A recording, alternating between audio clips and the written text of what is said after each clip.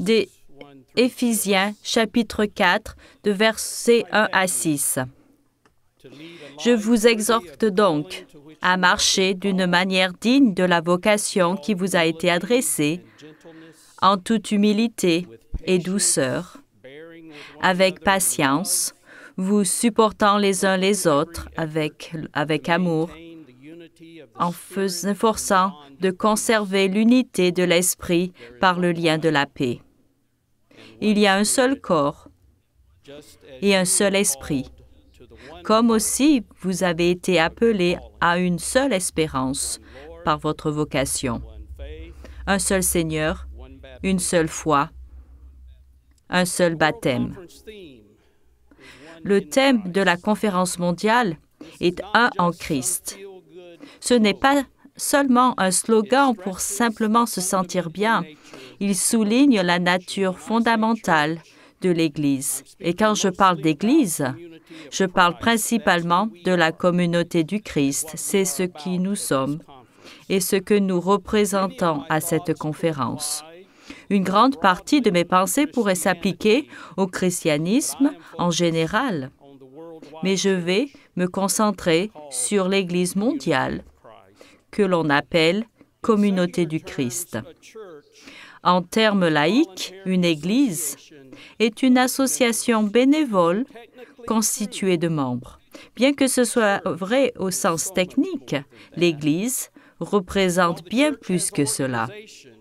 Même si l'Église a une organisation particulière, il ne s'agit pas seulement d'une quelconque institution humaine.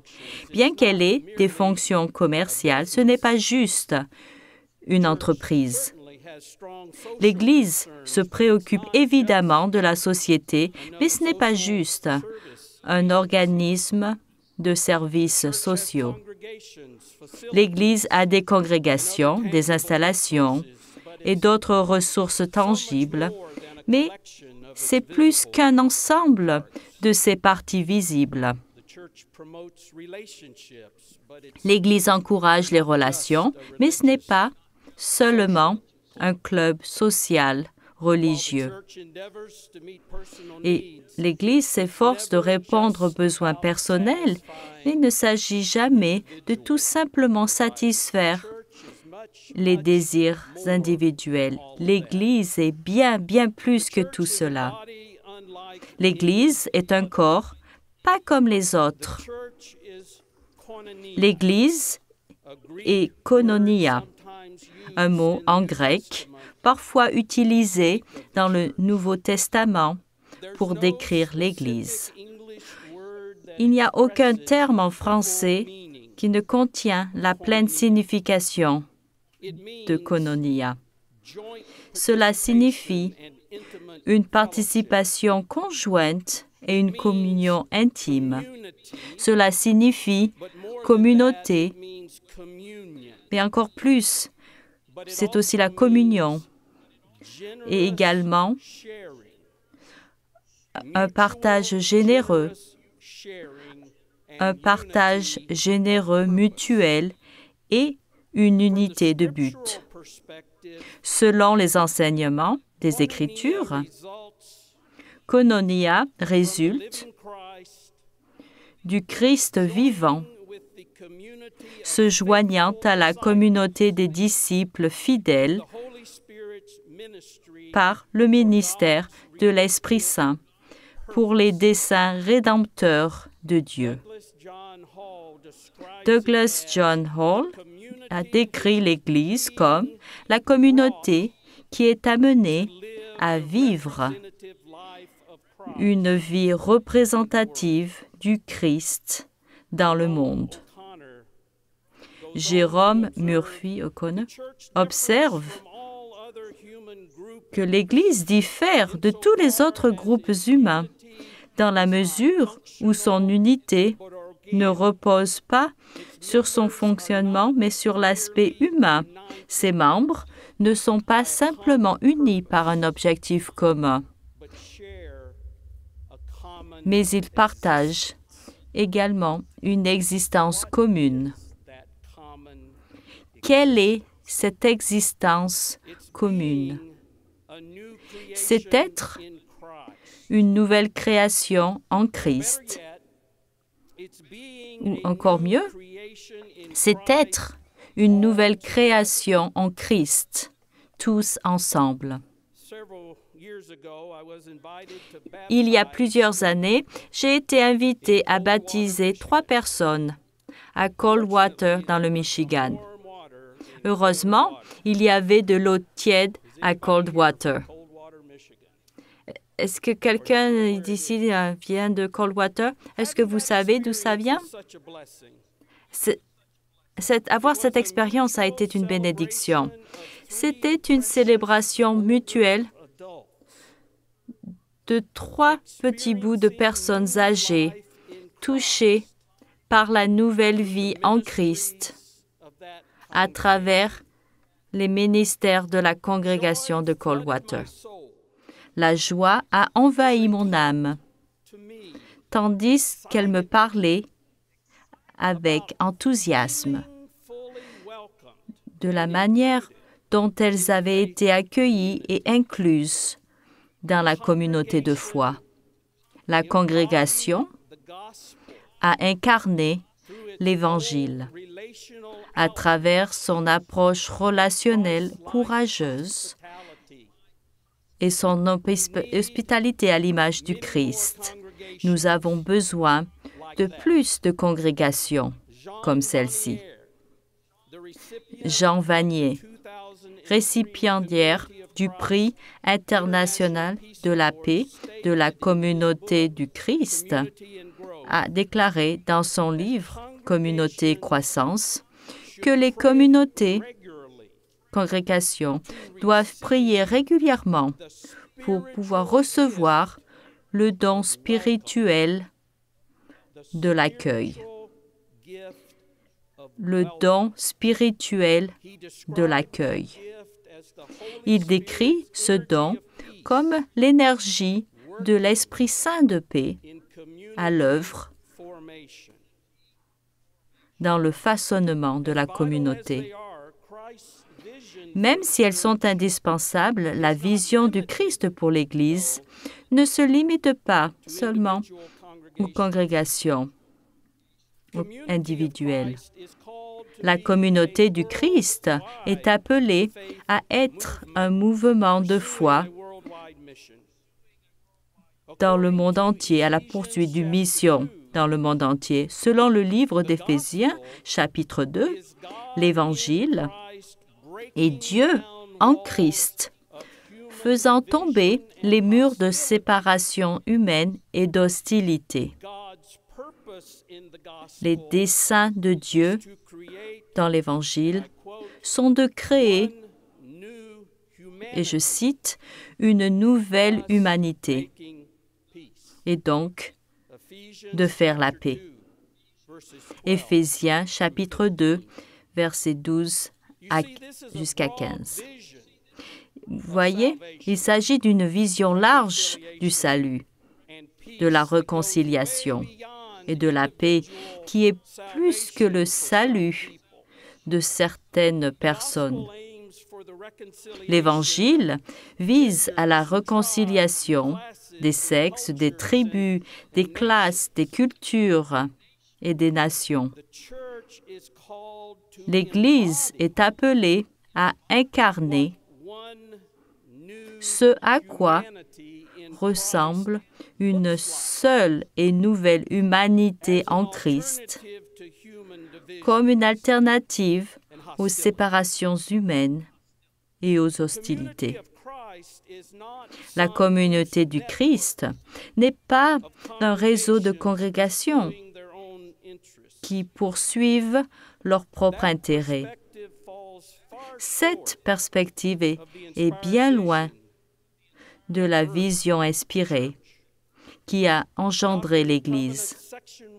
Dans Doctrine et Alliance, la section 1, paragraphe 4, sonne un appel général à l'Église avec ces mots, et je cite, « Cette foi aussi pourrait augmenter sur terre. » L'Église a commencé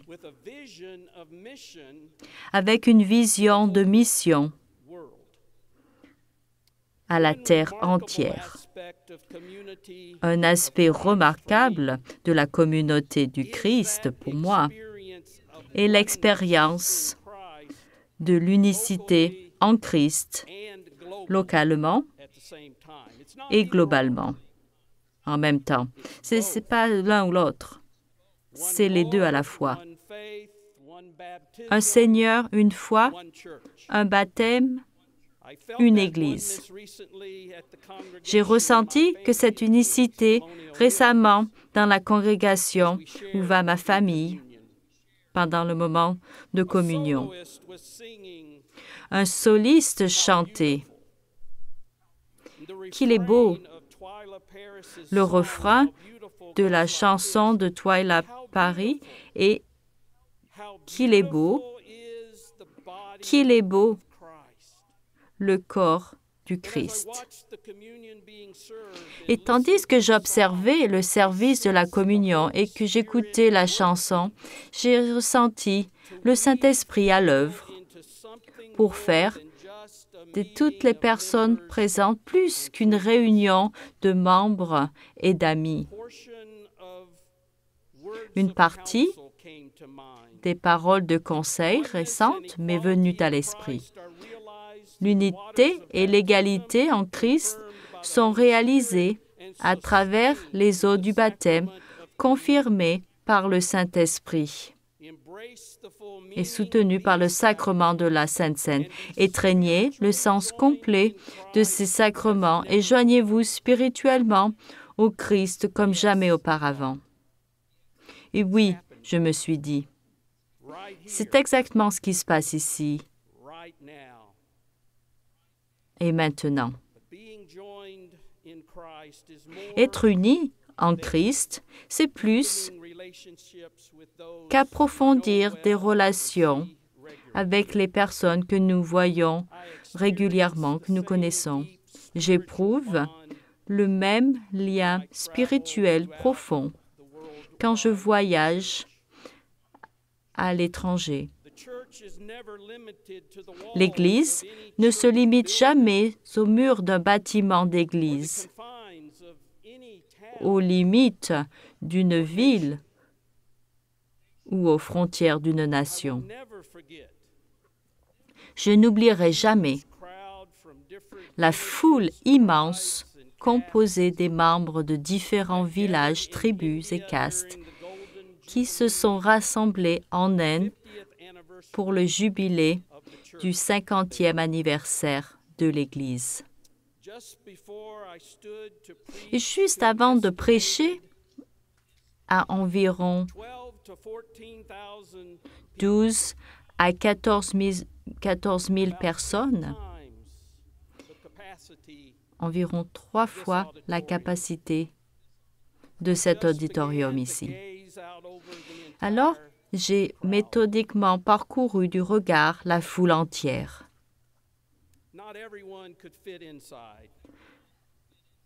Tout le monde ne pouvait pas rentrer à l'intérieur.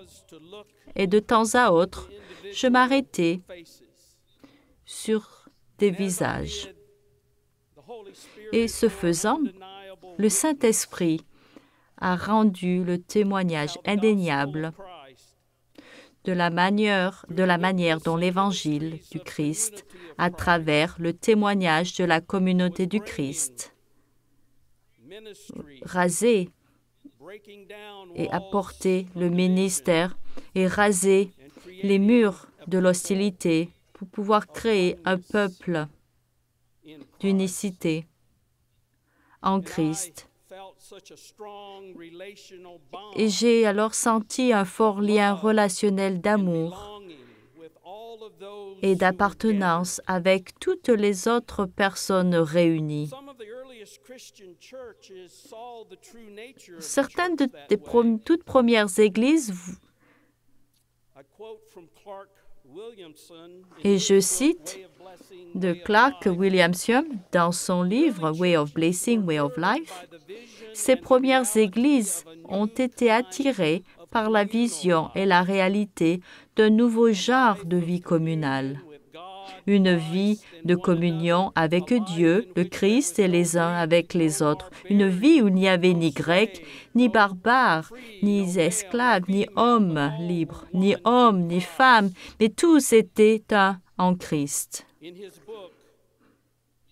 Et dans son livre, 30 Years That Changed the World, Michael Green a décrit la première communauté chrétienne en soulignant la qualité de leur fraternité et de leur amour sacrificiel l'un envers l'autre. Il est difficile pour nous de reconnaître la profondeur de cette fraternité, écrit-il. Nous ne savons pas ce que cela signifiait d'englober un maître d'esclaves et un esclave. On a à peine à concevoir les barrières de la fierté et du préjugé qui séparaient les Grecs et les barbares. Et pourtant, les deux se sont retrouvés dans la nouvelle société dans laquelle Jésus a brisé chaque barrière. Nous nous appelons peuple de la restauration. Je me demande si nous comprenons réellement ce que cela signifie de restaurer l'unité et l'égalité du Christ, qui sont des caractéristiques des plus anciennes églises chrétiennes. Et je cite encore une fois de Clark Williamson, et dans son livre Way of Blessing, Way of Life, l'Église témoigne des desseins de Dieu d'apporter la bénédiction et le bien-être à l'ensemble de la création de Dieu. Par conséquent, l'Église est appelée à surmonter dans sa vie tous les obstacles d'ethnicité, de classe, de race et de sexe qui déchirent le tissu de la communauté humaine. La communauté du Christ répond à cet appel. Les récentes décisions prises d'être plus inclusifs et fidèles reflètent la manière dont les premières communautés chrétiennes ont vécu l'Évangile. Les paroles de conseil que nous considérerons lors de cette conférence insistent sur l'appel du Christ d'incarner davantage notre unicité et égalité en Christ. Nos témoignages sont indispensables aujourd'hui. Et dans de nombreux endroits, de plus en plus de gens se coupent les uns des autres. Et toutes les personnes jugées différentes sont injustement accusées, sont les boucs émissaires des maux de la société, des murs de peur, d'hostilité et de haine, démolis par le Christ, sont en train d'être reconstruits. La communauté du Christ est appelée à une autre vision de la vie ensemble pour réconcilier les séparations humaines. Que vous l'appeliez la cause de Sion ou bien la bénédiction de la communauté, nous sommes appelés à être un peuple qui fait tout son possible pour orienter l'avenir vers la réalisation de la vision de Dieu, de la paix sur et pour la terre. Et on nous dit dans les Écritures que toute la création attend avec un ardent désir la venue d'un tel peuple. Sommes-nous ce peuple? L'exhortation du Saint-Esprit pour l'Église aujourd'hui dans les paroles de conseil est d'être passionnément soucieux de former des communautés inclusives d'amour, d'unicité et d'égalité qui révèlent la nature divine. Que signifie vraiment le terme inclusif? En général, inclusif signifie quelque chose qui englobe. Et dans le contexte de la vie de l'Église, cela signifie également que la valeur et la dignité de chaque personne sont respectées. On donne l'opportunité à tout le monde de découvrir la puissance transformatrice de l'Évangile et de faire de nouvelles créations en Christ. Cependant, être inclusif ne signifie pas seulement que tout est permis dans la vie de l'Église. Plutôt, en parlant de l'appel à l'Église à être inclusive, j'ai cité Clark Williamson. Le véritable sens de l'inclusion, c'est que l'Église ne peut proscrire de son sein la diversité donnée par Dieu à la famille humaine. Et dans le même paragraphe, Williamson fait remarquer, mais le sens mensonger de l'inclusion, c'est que l'Église doit être ouverte de manière égale et affirmer n'importe quelle valeur et idée qui flotte dans la culture. Ça s'appelle le relativisme. L'évangile de Jésus-Christ a certains points de vue. Et cette distinction est difficile à accepter pour certains, en particulier pour les cultures occidentales. Dans son grand ouvrage, Un Secular Age, Charles Taylor analyse la progression accélérée de la laïcité dans les cultures occidentales et le christianisme occidental. Cette époque séculaire, comme il l'appelle, comprend un préjugé culturel qui donne la priorité à ce que je cite l'individu. Autrement dit, cet état d'esprit prétend que dans la plupart des questions d'éthique, il n'y a aucune vérité qui va au-delà de ce qu'une personne décide, de ce qui est bon dans une situation donnée. Il affirme aussi que n'importe quel groupe humain est juste comme un assortiment d'individus autonomes.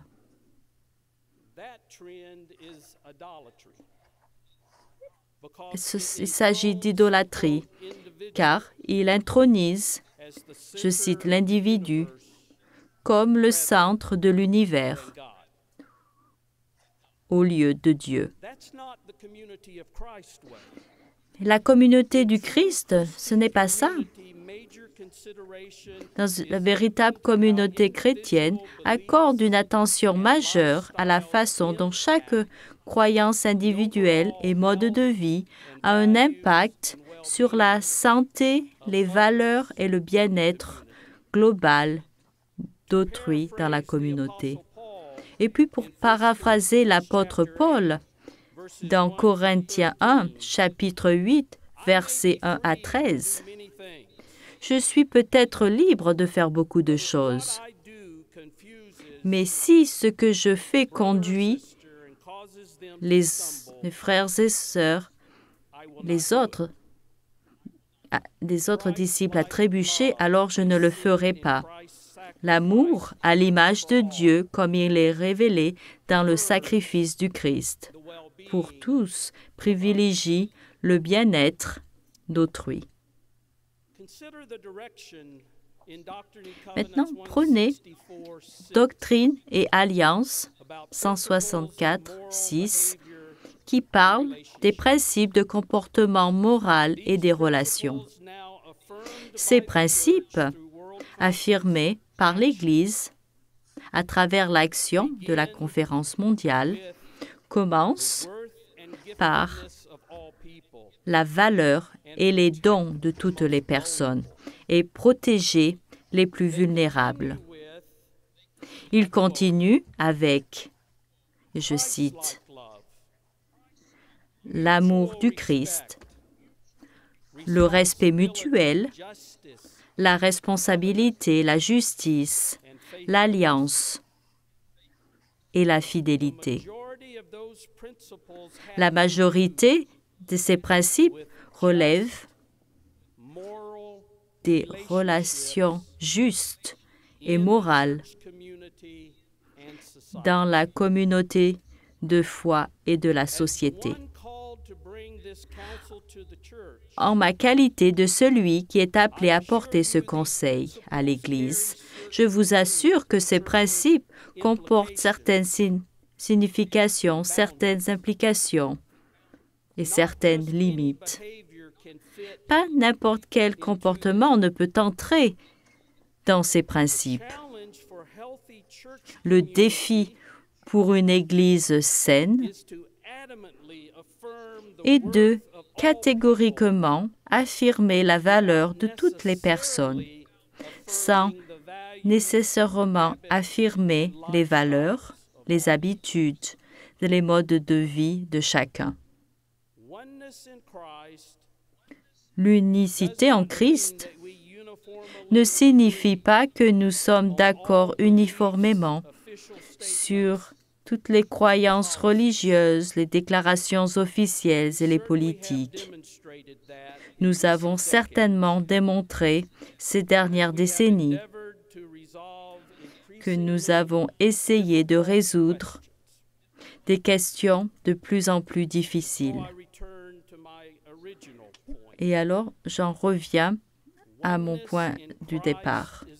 L'unicité en Christ, c'est koinonia. Il s'agit de la profondeur, de la qualité de nos relations en Christ.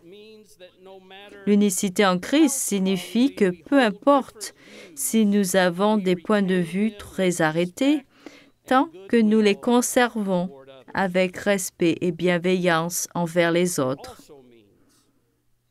Cela signifie également, et tout spécialement signifie, que nous comprenons que ce n'est pas l'effort humain qui finalement nous unit dans la communauté spirituelle. Nous sommes appelés à cette communauté. C'est le Christ qui nous rassemble et qui nous réunit ensemble à des fins divines. Le Christ nous rassemble dans la communauté, dans l'étreinte certaine de l'amour, un amour dont l'invitation s'étend à toutes choses, dont l'endurance attend toutes choses et dont la force tient toutes choses ensemble. Puissions-nous avancer vers l'avenir avec foi et confiance en cette promesse. Samedi matin, pendant l'adoration de clôture, je parlerai un peu plus de notre appel en tant que peuple et j'offrirai mon sentiment d'orientation que Dieu nous donne pour les prochaines étapes de notre voyage en tant que peuple de la Restauration. La révélation continue nous assure que Dieu est activement à l'œuvre dans la vie et la mission de l'Église. donnant naissance à un avenir d'espoir et de promesses. Sur ces pensées, je conclurai ce soir avec l'extrait suivant des récentes paroles de conseil.